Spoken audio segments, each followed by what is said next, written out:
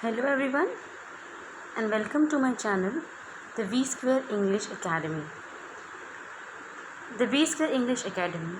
Here we are going to learn English, and today's topic is from class 8th NCERT book, that is Honeydew book, lesson number 1, the best Christmas present in the world, and its author is Michael Morpurgo. So this is the chapter 1 of your English NCERT book. So I am going to explain you this chapter in English as well as in Hindi. So before you read, actually it is recommended that you should read whatever given is in the before you read section, so that you can have a hint of the chapter, what the chapter is based on. So let's start reading the before you read. There are some dates or periods of time in the history of the world that are so significant that everyone knows and remembers them. The story will mention one such date and event, a war between the British and Germans in 1914. Can you guess which war it was? So here in this section, the author wants to tell you that there are many dates and many periods in the history which are very significant, that makes impact on everyone's life. So this chapter is also based upon a significant event, and because of this event many of the lives has been affected, right? So here are some dates, some options are given. Do you know which event the date below refer to? 4th July of 1716. B option is 17 December 1903. C option is 6 August 1945. Fourth option is 30 January 1948. Next option is 12 April 1961. And next option is 20 July 1969. And you can find the answer on page number 23. So as you can read and as you can feel that it raises your curiosity about this chapter, right? So as the chapter is very big, this chapter is divided into 3 parts. Today we'll be discussing the first part of this chapter. So before I start the chapter, I request all the students to read the chapter once, and while reading, hold a pencil, and whenever you comes to any of the word which is new for you, just make it underline and find the meaning of that word in the dictionary.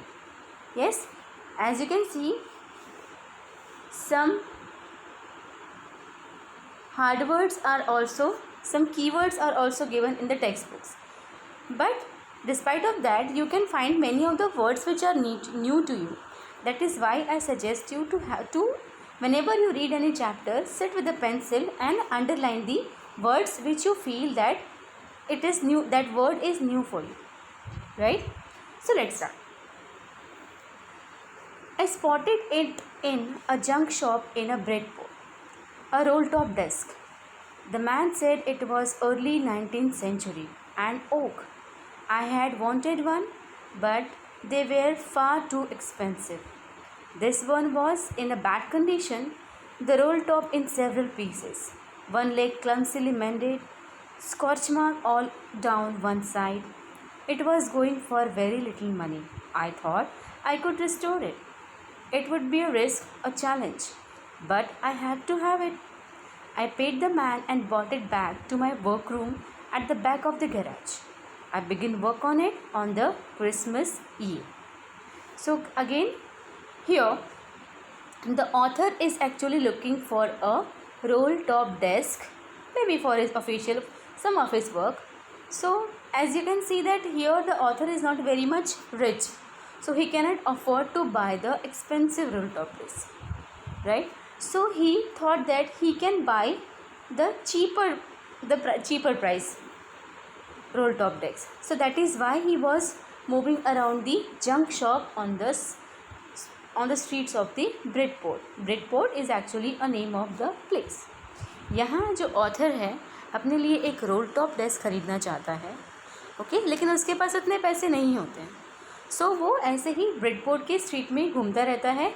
वो junk shop जाता है. Junk shop Junk shop is actually a shop where you can purchase the thing in a very cheap price, and you can call, Hindi में आप उसको भंगार वाले की दुकान बोल सकते हैं. Yes. So he found a appropriate roll top decks, and the shopkeeper said him that roll top decks is actually from 19th century, and the material of that roll top desk was oak. So he wanted one. Okay, but he looked for other roll top desks also, but he feel that they were very expensive, so he decided to go for that particular roll top desk, but it was in a very bad condition. The roll top desk was broken down into several pieces. Its one of leg is clumsily mended, and it has a scratch mark all down the side. It was going for a very little money, but he can afford it. I thought I could restore it. So he purchased the roll top desk in a thought that he can restore it. It would be a risk, a challenge, but I had to have it. It might be a risk, it might be a challenge, but because he afforded that, so he purchased it and he bring it to his workplace, which is there at the back of the garage, and he started repairing the roll top decks on Christmas Eve. I removed the roll top completely and pulled out the drawers. What did he do? He removed the roll top completely and pulled out the drawers. The roll top decks has several drawers. The veneer had lifted almost everywhere. Veneer is actually what? A thin layer of plastic. As you can see the meaning of veneer here. Yeah, it is given over here. So I removed the roll top completely and pulled out the drawers. The veneer had lifted almost everywhere. It looked like water damage to me.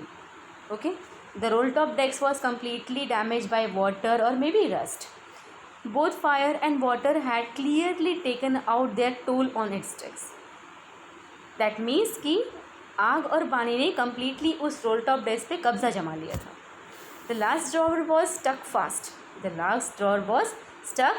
It was very tightly shut. So I tried all I could to ease it out gently.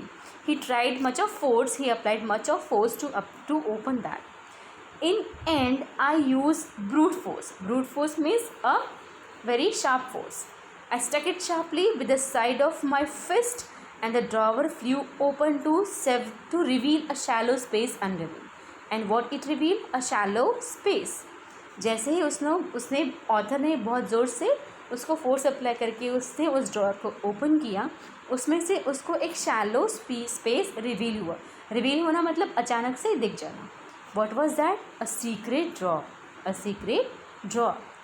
There was something in there. He found that something is hidden over there. I reached in and took out a small black tin box. Sellotaped to the top of it was a piece of lined note paper. And to his surprise, what he saw?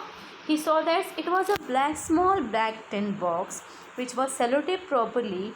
On the top of it, it was a small note which was lined paper note. And what was written on it in a shaky handwriting?